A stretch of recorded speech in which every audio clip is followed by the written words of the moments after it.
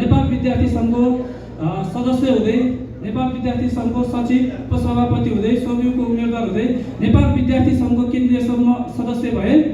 नेपाल विद्यार्थी सङ्घको केन्द्रीय सदस्य हुँदै गर्दा म नेपाली काङ्ग्रेसको वडा समिति सदस्य निर्वाचित भएर जिल्ला समन्वय समितिको सदस्यको उम्मेदवार पनि भएँ।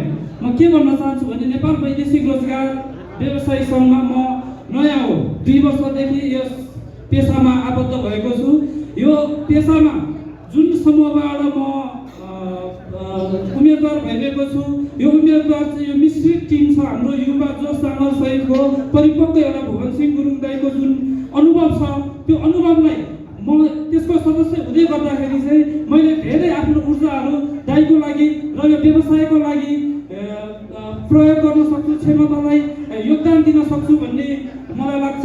अनि अर्को कुरा के छ भन्दाखेरि यहाँ धेरै सदस्यहरू 20 जना उम्मेदवार मध्ये एउटा